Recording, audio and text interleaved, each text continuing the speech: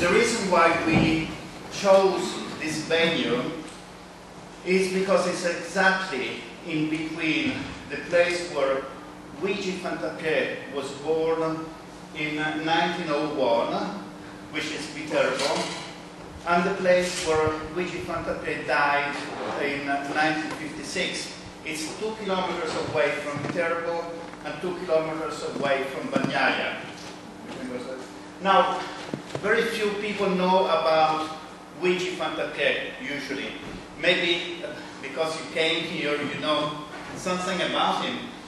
Well, he was one of the major mathematicians of last century. He graduated at the age of 21 from the most exclusive university in Italy, which is La Normale di Pisa. He was roommate with Enrico Fermi, and he remained a very good friend of Enrico Fermi for all his life. He became full professor at the age of 27, and before becoming full professor, he went to Germany for 1 year teaching, and he met and worked with the physicists of the time, which means Heisenberg and other physicists that were based in Germany. Well, what happened was that in the 1920s, there were many paradoxes in physics, and one of the main paradoxes was that in the fundamental equations there was a dual solution, one a forward in time solution and another backward in time solutions. The physicists had rejected the backward in time solution because they said it is impossible that you have causes in the future that retroact to the past. And instead, Fantappiè said, I'm not a physicist, I'm a mathematician. I want to see what these two solutions mean. And so I started listing the properties of the forward in time solution and of the backward in time solution. And he found out that the forward in time solution describes energy that diverges. Let me see if I have a mobile. I don't.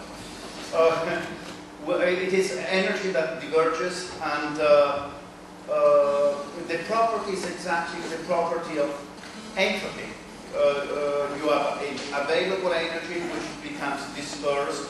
You go from heat to cold, whereas the backward in time solution describes energy that concentrates, increase in differentiation, complexity, structure, order, and listing all the properties of the backward in time solution.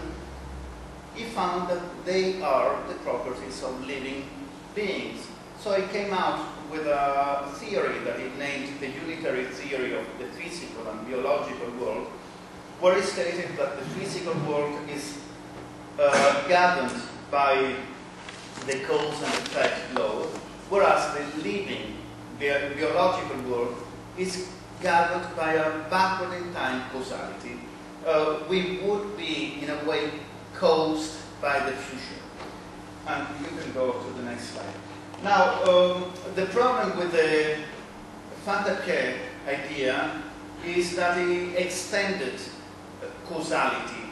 Now, in physics, we have a dogma which says that causes must always precede effects. So what happened with the theory of Fantappiè was that it was just rejected. It was considered impossible. It was not tolerated. His books were unavailable. I was able to find Fantappiè's books only in 1991. It was impossible to find anything. And you can go to the next slide. Now, to understand how we get to Fantappiè idea, maybe we have to talk about the history of how we got to this dual solution. The first problem with causality emerged in 1887 when two physicists from the USA, Michelson and Merle, trying to study ether, they devised equipment which is named interferometer, with which they could measure the speed of light.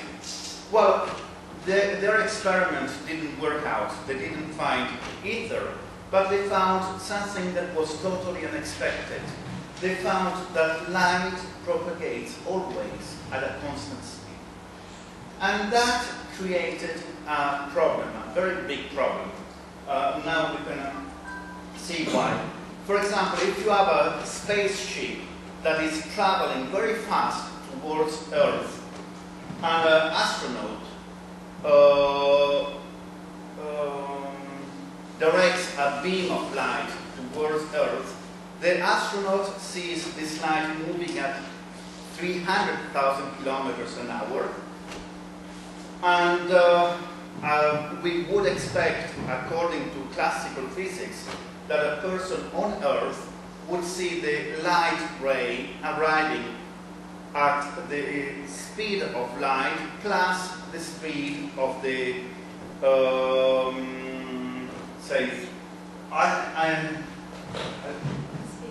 of the spaceship. But what happens is that the person on Earth sees light arriving at 300,000 kilometers an hour. So the astronaut sees the light leaving at 300,000 kilometers an hour. The person on Earth sees arriving at 300,000 kilometers an hour. And what we are missing is the speed of the spaceship. It's like it doesn't exist anymore. And this was not possible to explain according to classical physics. And we have to say something more, and then you can go on. That light is a form of energy, and energy can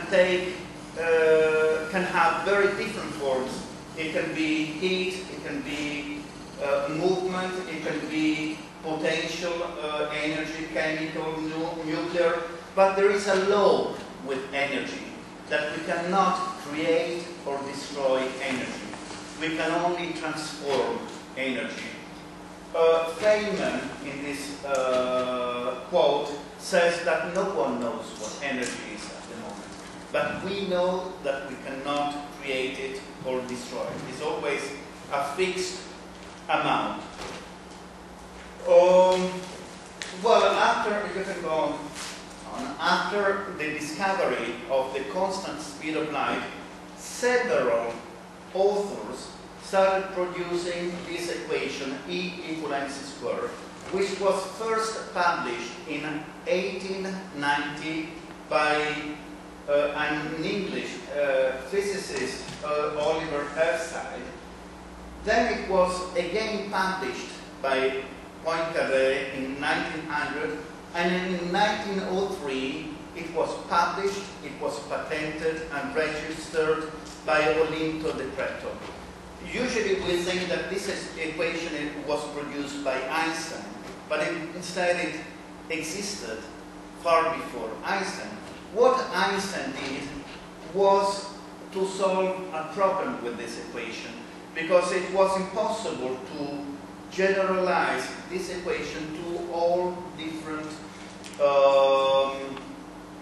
systems. There was something missing, which is movement. So what Einstein did was to add to this equation the momentum, which is the quantity of speed of the system. And Einstein equation is the energy momentum mass equation, which has two elements which are totally new.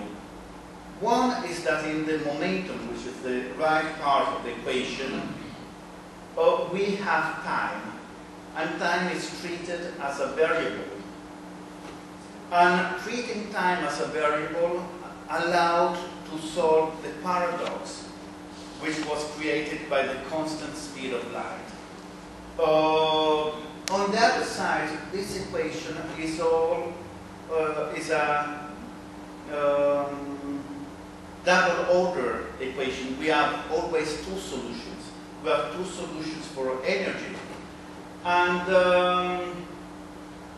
And this created a problem to Einstein, because if we have two solutions for energy, we have one solution that describes energy diverging forward in time, and another one that describes energy diverging backward in time.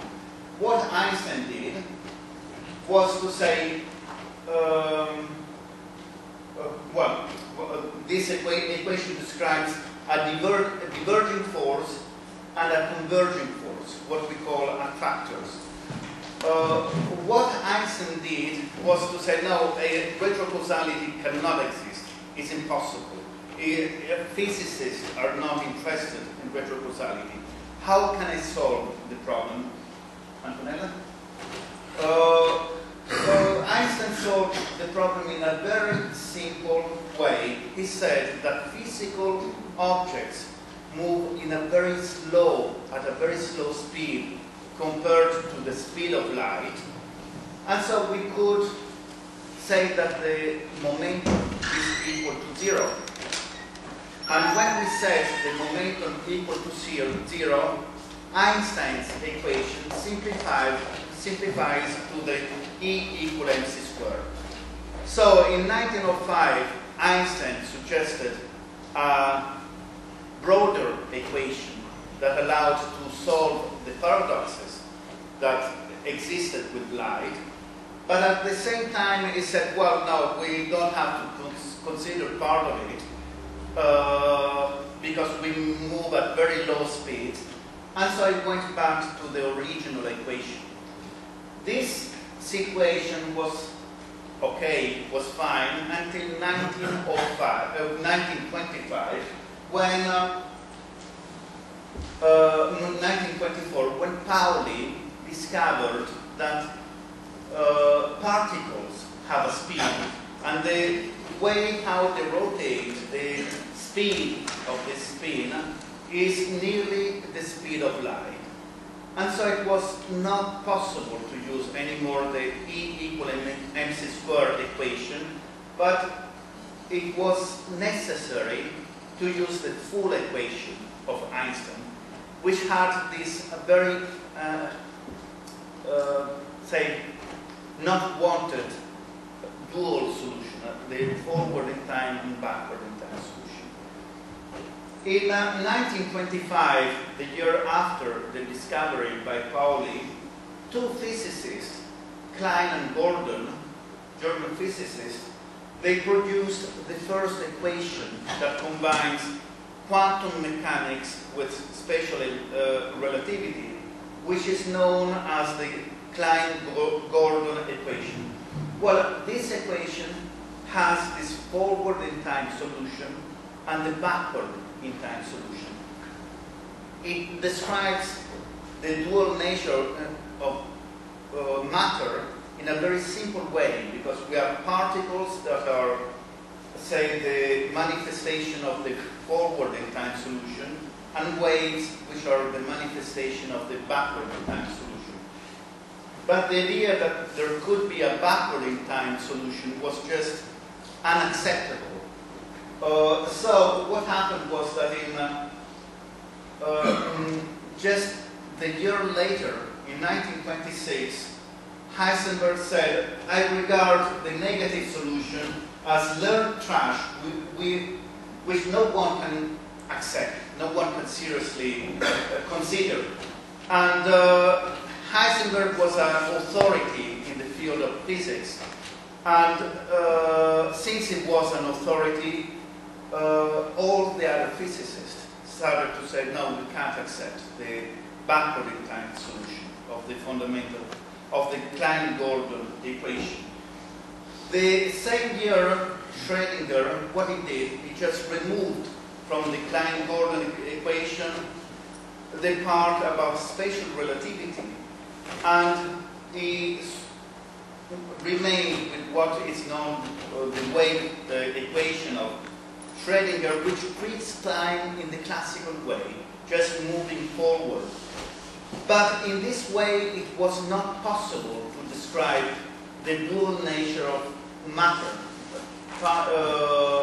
particle and wave nature of matter. And in 1927, Heisenberg met with Bohr in Copenhagen, and they said, how can we explain the dual nature of matter in the classical way? And they came out with, say, a suggestion, which now is considered like being quantum mechanics by most physicists, which says that matter travels at the beginning as a wave, then when it is observed, it collapses into a particle. And since observation is an act of consciousness, consciousness creates reality. Now, this interpretation by Heisenberg and Bohr was very well accepted in that moment of history, because we were in Germany, and the idea of men having superpowers of like semi-god powers of creation of reality was seen as a proof that the ideology of the moment was based on scientific evidence. When Schrödinger discovered how Bohr and Heisenberg had used his equation in an extremely ideological way, he said, I don't like it, and I'm sorry I ever had anything to do with it. We can go to the next one. Now, there are many people that are not following Heisenberg and Bohr suggestion, and all these people are, in a way, going back to retrocausality. They're saying, well, we don't, we think that Heisenberg and Bohr were wrong. Probably we have to go back to the Klein-Gordon Equation. One of the person that is working more on this hypothesis is John Cramer, a physicist from the Washington State University, and he explains all the strange phenomena that we can observe in quantum mechanics as a consequence of this continuous interaction of causality and retrocausality. Also, Feynman came out with the idea that matter and antimatter, they just don't destroy each other. Matter moves forward in time and antimatter moves backward in time. And when matter changes the direction in which it moves the time direction, it emits energy. When antimatter changes the direction, it absorbs energy. Well, Penrose says that usually physicists tend to reject as unphysical any solution which contradicts classical causality. Unfortunately, in relativistic particles, both solutions of the equation need to be considered as a possibility.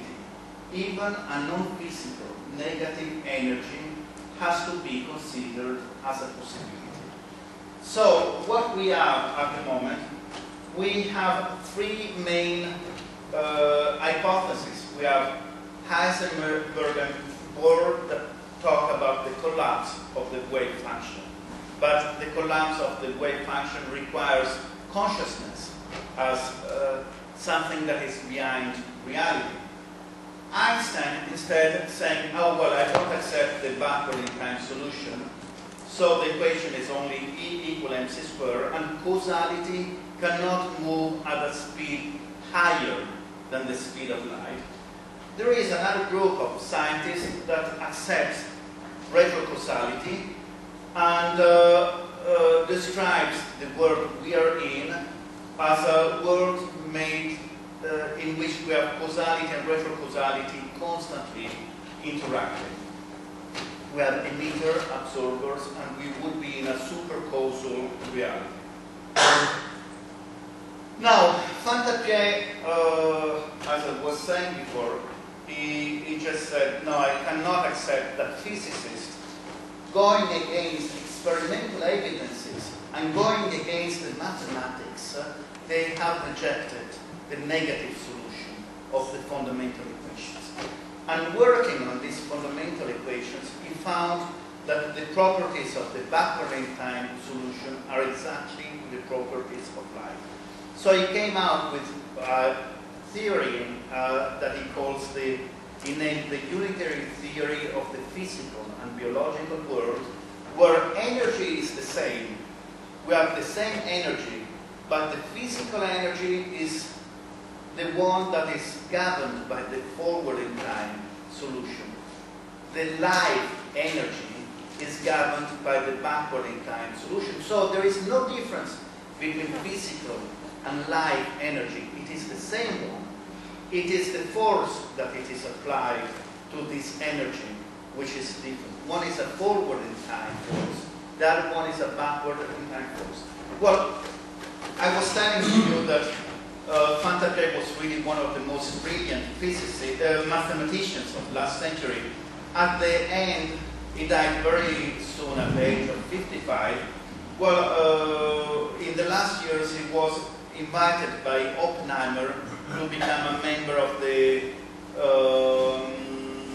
Institute for Advanced Studies in Princeton. So in the last part of his life, he started having interaction and contact with all the people that were working around Oppenheimer, and that means also Einstein. Now, one thing that is very important to say is that we experience time moving forward. So when we say that time can move backward, it seems very strange. And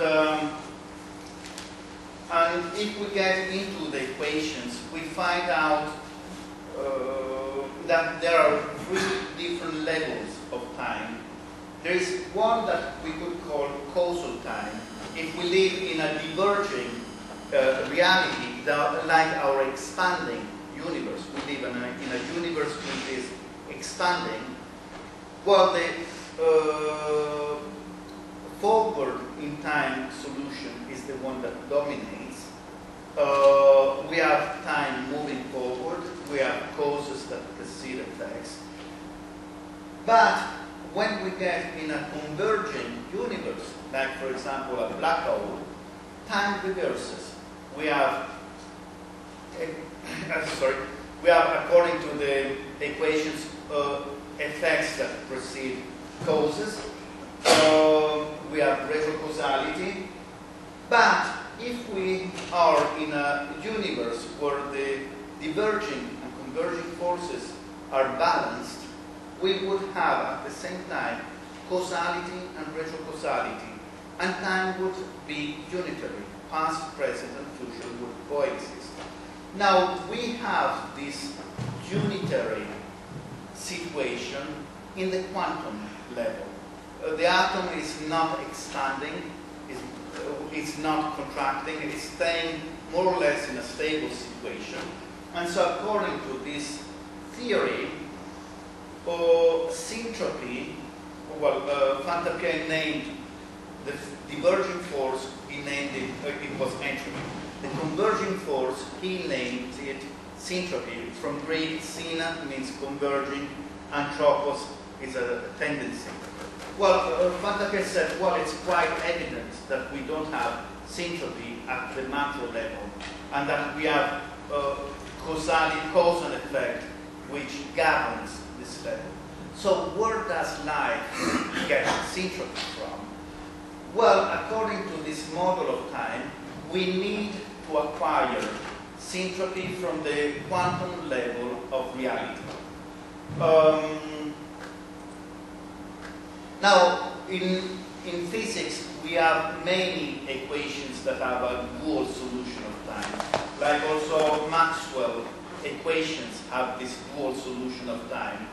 But what Fantappiè was saying is that the equations that are limited to the macro level, which is governed by entropy, would show only the forward in time solution. And it would be impossible to detect the backward in time solution. Instead, the equations that go into the quantum level can show both solutions. Now, the problem is, how do we get the backward in time properties, that is syntropy, from the quantum level? And in 1925, Pauli offered a solution to this problem. He discovered that in water, the hydrogen atom is in a spatial position which is between the macro level and the quantum level, and provides a bridge between these two levels, which is named the hydrogen bridge or hydrogen bond. So the idea that was put forward is that the reason why water has properties which are so different from other liquids is because in water we have retrocausality, which is acting. We have these properties of syntropy that come from the quantum level that are in a way expressing themselves in water. And that would be the reason why water is so fundamental for life. Because through water we're able to get these properties of syntropy, which are the properties of life. So the idea that came out from this theory is that we live in an entropic world, but we are syntropic, and we need to get syntropy from the quantum level. What provides the bridge with the quantum level is water. So we're constantly getting syntropy from the quantum level, but we are in a fight in our life between entropy and syntropy. We get syntropy, we're syntropic systems, but entropy is constantly trying to destroy what syntropy creates. Now, what we have is that if life is caused by the future, we get an idea of evolution which is totally different. You know, the classical idea of evolution is that we have causes in the past, we have mutations, and then only the positive mutations survive. Instead, in this model, we get a vision of evolution that has attractors in the future. We are converging towards attractors which are in the future. And this same vision was put forward by Teilhard de Chardin, that probably someone of you know.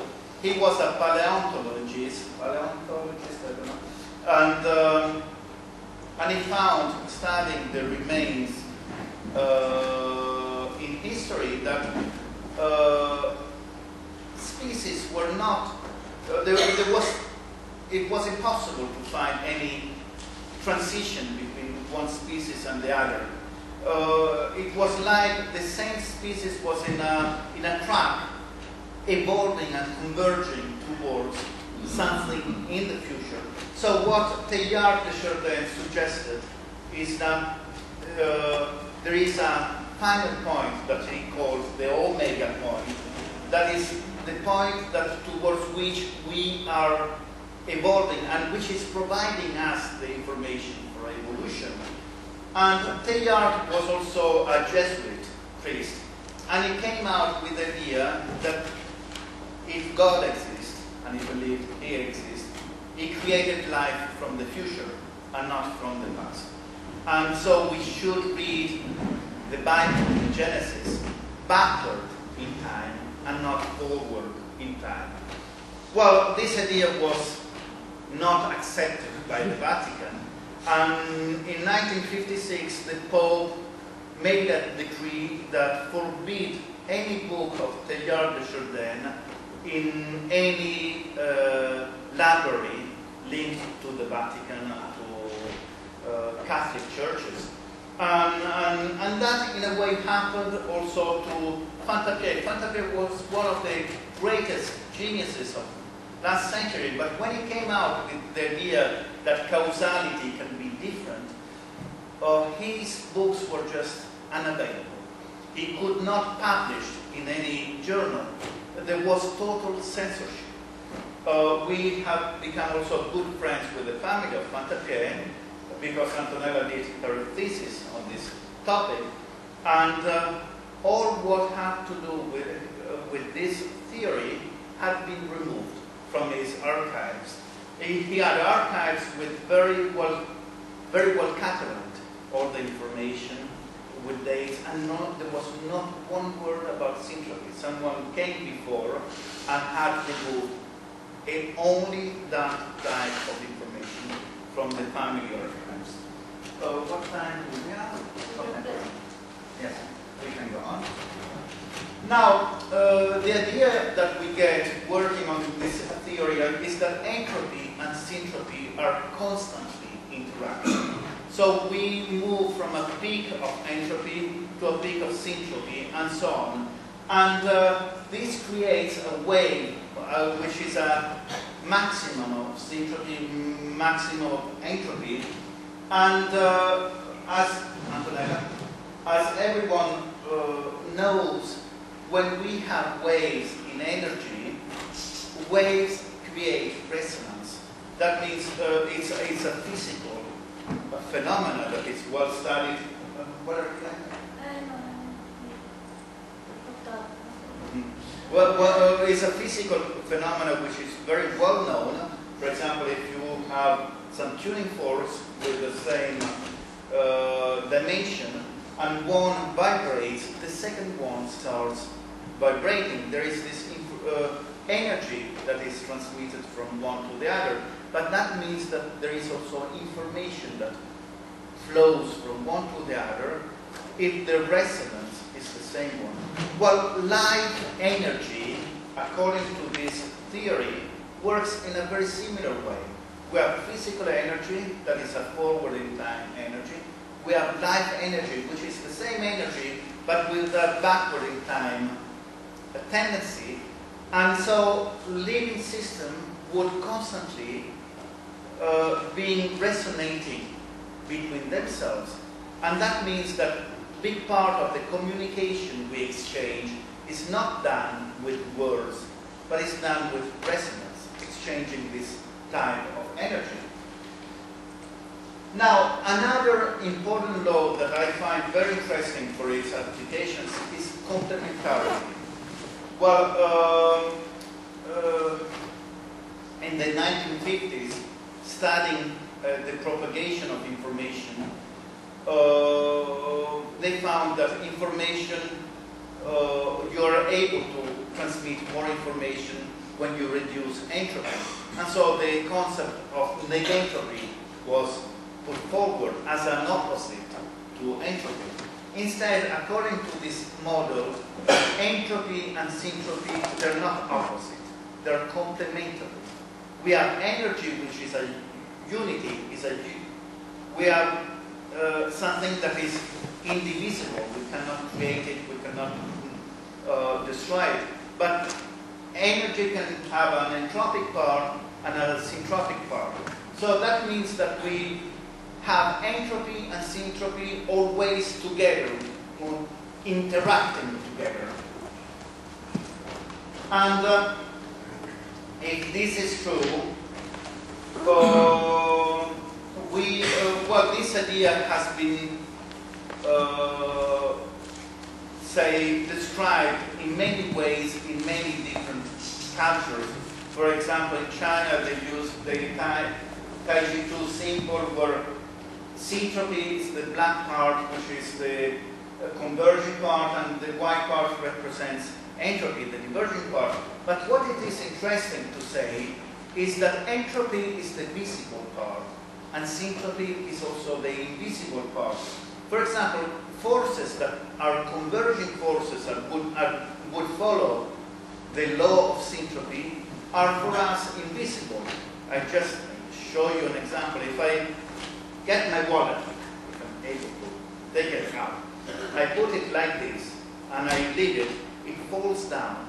But we don't see the force that is pulling my wallet down. We know that gravity exists, but it is totally invisible to us. Physicists have never been able to detect gravity. They know it exists, but it's not visible to our instruments. What this theory says is that gravity, being a converging force, should follow the laws of syntropy. And that means that its propagation should be faster than the propagation of light, because anything that is syntropic is moving at a speed higher than the speed of light.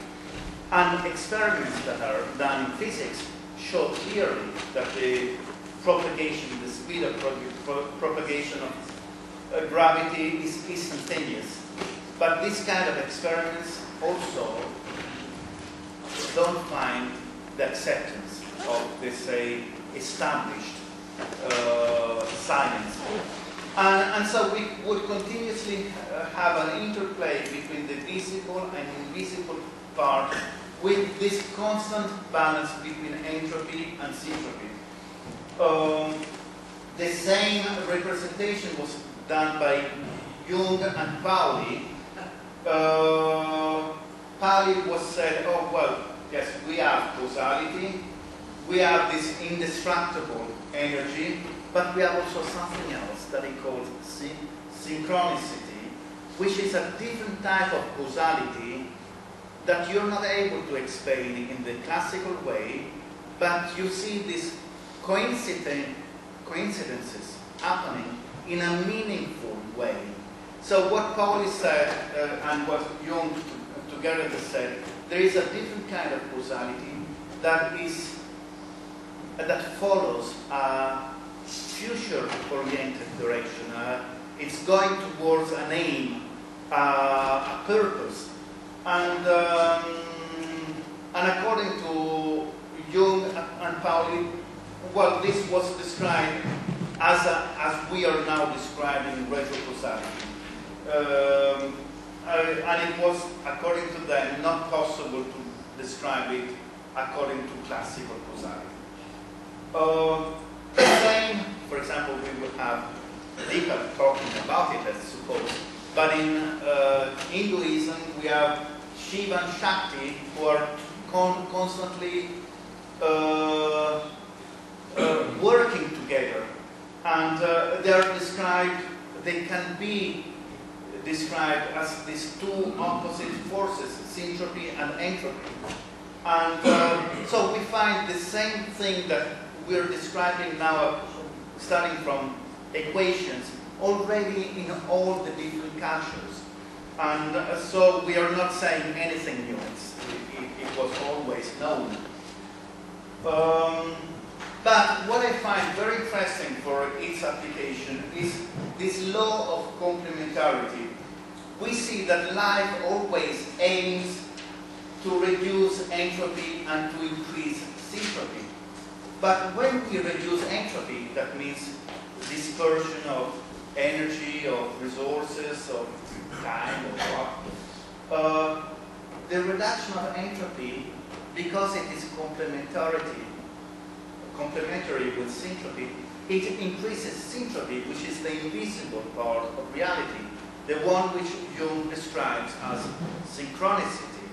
And this provides a methodology to work on the invisible world, working on the visible world, just reducing its entropy. So if we want to increase our, say, well-being and the synchronicities, which is the opportunities in our life, we can start by reducing the entropy of our daily life.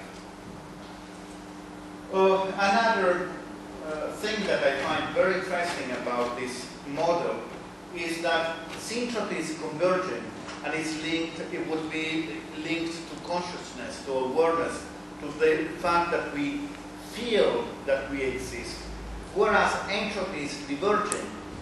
And the constant interplay between syntropy and entropy leads to a conflict, because we feel that we exist, but we see the reality around us that has been inflated by entropy to be huge, to be infinite. And when we compare ourselves that we're so limited to this infinite reality, we realize that we are equal to zero, to nothing. And so we have this conflict between the fact that we feel we exist and the fact that we realize that we are equal to zero. On a side we are, on the other side we are not. To be or not to be. And this is one of, according to this theory, is one of the key conflicts in all human beings. And what human beings do in order to solve this conflict is to try to give a meaning to their life. And the strategies that are usually followed nowadays are several. For example, we can try to increase the denominator. We can acquire popularity, power, money, wealth, being well judged by other people, but we can increase the denominator as much as we want, but when we compare it to the infinite of the universe, we still remain equal to zero. We still remain nothing. And in my opinion, or according to this theory, a big part of the problems we are witnessing now are due to the fact that people are desperately trying to find a meaning to their life. And the way how they do it is trying to increase their value, their power. And this inevitably leads us to get into conflict with other people. If I want more money and another person wants more money and wealth is limited, we'll get into a conflict. Another way to solve this identity conflict, which is quite common, is that of reducing the outside world. For example, if we close ourselves in a community, in a group, in a sect, well, the reality that we have to compare to is a limited reality. And so if we're part of this group, if we're accepted by this group, then we feel we have a meaning. But that creates a big, say, it makes us become dependent to the group that we're joining, from which we're receiving our meaning. The other solution is just to say there is no reality outside. And so we just compare ourselves to ourselves. And that is what happens in psychiatric pathologies. And so there are mainly three strategies which are used nowadays to solve this conflict between entropy and syntropy. Well, what Fantappiè was saying was that, well, he was saying it in a totally different way from how I'm telling it to you now. What he was saying, and that it was also what Teilhard de Chardin was saying, is that this backward in time solution corresponds to what we find in most religions and in our personal experience as love. This converging force that takes us towards unity would be the force of love. Now, how I describe it is in this way. I say, well, we are in this identity conflict. We feel to be equal to zero, to nothing. The only way from a mathematical point to find our identity is when we unite ourselves to the outside world. And this unity is what we call love. So the way out from our identity crisis, identity conflict, and our suffering would be through this union with the outside world. That has, say, an implication, because we see that on the side we have Syntropy, which is one, is our self, and the infinite, which is entropy. Only when we're able to put together Syntropy and entropy, then we find the meaning of life. So this theory doesn't say that syntropy is good and entropy is bad. The two are always playing together, and they are a unitary reality. They become bad, they become negative when we try to separate one from the other. And then we get into difficulties. So the aim would be that of moving from this duality we are in to a unitary vision of reality. Well, when I talk about this, many people say, well, but if we go towards unity, we lose our identity. We, unity is just being everyone equal to the other. But it is just the opposite, because if we diverge when we are governed by entropy, then there is no more any differentiation. We are homogeneous when we diverge. When we converge, we have everyone converging in different points and going on that way. And if you look at it, it's increasing complexity and differentiation. The process that leads us towards unity is a process that increases at the same time the identity of the person and the differentiation. It's not being homogeneous. It's finding unity in diversity. This is one key concept of this theory. Now, the idea would be, therefore, to move from this identity conflict to this theorem of love, very simply, but it's very difficult to do it at the end. What is simple sometimes is not easy. You can go on. And the problem that we often find has to do with science. 10 minutes. Okay. And immediately, the problem with science is that we use the experimental method, which is based on the study of differences among groups. And to study differences, we have to start from groups that are similar, then we put a treatment to those, and we see if we find differences between these groups. Well, this methodology, because we use a treatment and we study differences, can only study cause and effect relations. And that, according to Fantappiè, is the reason why science has been limited to the entropic side of reality. And the reason why it was impossible to study the real properties of life using scientific methodology. You can go on. Now, fortunately, in the 1800s, an economist and philosopher, John Stuart Mill, found out that there are other methodologies that allow us to study causality. And one of these methodologies is named the methodology of concomitant variations. And this is really exceptional in the field of syntropy and allows to study these syntropic relations.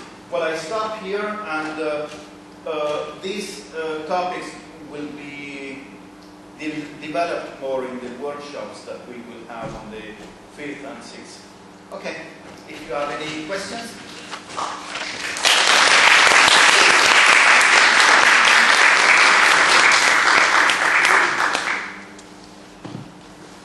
I know it's a lot of information. Yes? Your model of resonance, very interesting. Can you hear me? Yes, I am. And because recent work has identified wave characteristics emanating from the sun being in resonance with organic life here on Earth, and it began to map those in the sun and in terms of life. So your theory is right on the ball with some modern observations. So very interesting. But my problem is knowing what light is. Because when you look, say, for example, at a black hole, and look at the absorption of matter into a black hole, and then, of course, look at high-energy X-ray emissions from black holes, are we seeing somewhat of the same thing? Or perhaps doesn't the laws we just described don't fit, because we don't know the physics of black holes. So I think that's random. But you know, this is a model, and it's not a dogma that I'm talking of. So what I would like a lot is to start, well, I started with this model in '77 with an intuition I had. I did my thesis in psychology and statistics on this model. Then no one was interested at all. When the dean of the faculty of statistics, who was the only person supporting me, died, I was alone. And then I met Antonella, and she wanted to start again university, and I provided her the possibility. And she was not interested at the beginning in Syntropy, but then I don't know how it happened that she did all her thesis and PhD on this topic. So what I need personally is to find a way to interact with other people and work on these ideas and develop them, because it's just a starting point. That I think it is an important starting point, but it is a starting point that I would like to develop or find a way to develop with other people. I thought your presentation extremely instructive. Thank you very much. Thanks. Philip? Thanks for your presentation. You have mentioned very interesting. Yeah. Yes, okay. Very interesting experiments that show that gravity is mediated instantaneously. I agree with you because it is also my conception, but it is in contradiction with contemporary mainstream physics. Yes, it is. But I think that all interactions are mediated by instantaneous non-local connections, not only gravity, and that these non-local connections in the universe dominate over local interactions. So I present entropy as a manifestation of this local interaction, and Syntropy as manifestation of this non-local interaction. I will show it in my presentation. So I will ask you about these experiments that show that gravity is instantaneous. It was a physicist from the USA, Fantappiè, I don't know exactly, I will give you the name. Okay. He was the head, I don't know, of one of the government institutions in the USA, and he was doing experiments with eclipses. Now, we have light taking 8 minutes to come from the sun to Earth, and you would expect also gravity to propagate at that speed. But when you study eclipses, the moment when you have the moon and the sun on the same line, you have the peak of gravity, and it's instantaneous. There is no delay. No, it is fantastic. So it is very interesting for me to contact. Yes, but the point was that the experimental evidence is so strong, and it can be repeated with no difficulty when you have an eclipse. And but the mainstream journals refused to publish these studies. And so, because they contradict the standard model of physics, according to which gravity should not propagate at an instantaneous speed. Thank you very much. Yes, Philip. Yes, so thank you very much for your presentation, which I enjoyed. Yes. I'm just going to add the comment that Einstein did look at the backward in time solution, and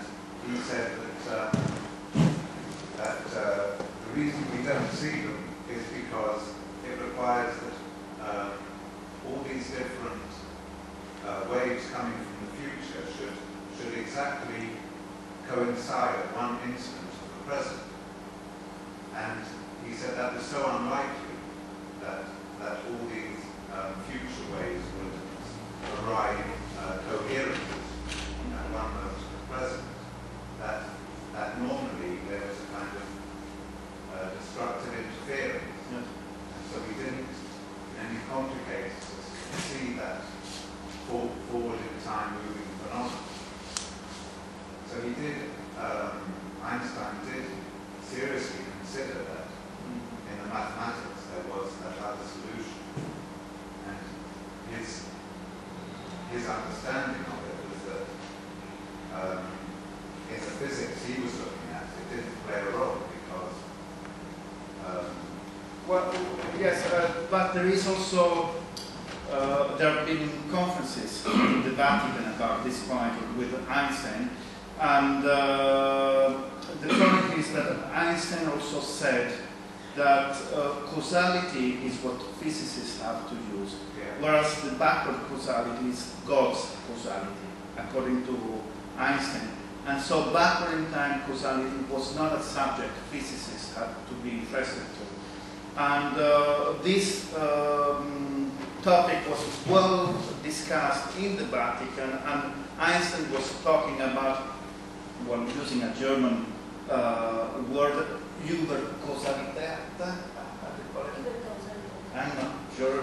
Überkausalität, which is supercausality. And this concept got into the Vatican many years ago.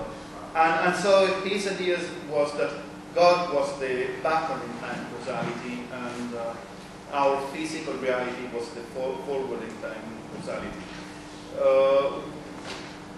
So, I agree that yes. Einstein was more wanting to explore the objective form. Yes. Now, could you just talk a little bit more about what is it in the hydrogen bond that allows it to exist at the quantum and the macroscopic level? well, we would have had, and it did not manage to come, biochemist that is expert on this point, because I'm not a biochemist. But as far as I understand it, and I might be wrong in the way how I tell it to you, is well, the hydrogen is the smallest atom we have, and it is in a when you have bonds between different molecules of water, it is in between the molecules, but in a way that it is neither quantum nor say at the macro level. It's in between these two states, and it provides this. So it's at both at once. What? Is it at both levels Both at the levels. same It time? provides a bridge. And that is the reason why water is so strange, because, for example, in other liquids, when the liquid becomes solid, it sinks. Instead, with water, it goes out, the solid part. All the properties of water are symmetrical to other liquids. And that is explained according to this strange property of the hydrogen bond. But I'm not an expert in it, so I might be telling you things in the wrong way. Yes? Your contrast between syntropy and entropy, I think in a simple way I would tend to think of it as the contrast between causes and objectives, in the sense that an objective is something you work towards, and causes is something that starts off a process. And one of the things that came to mind is Francis Crick, one of the discoverers of DNA, who was very skeptical about DNA as a complex molecule being evolved by, in the time available, since the Earth solidified, there wasn't enough time, according to him. So, being a fervent atheist, he said, well, it must be because of panspermia, that it was evolved somewhere else and came to Earth. So that solved his problem. But the point being that you have an extremely complicated molecule that is the basis of almost everything that's gone on and which are based on the hydrogen bond, these molecules. That's one element of it. I mean, just the fact that DNA is such a complex molecule, and it's arrived quite early on in evolution, is an argument for...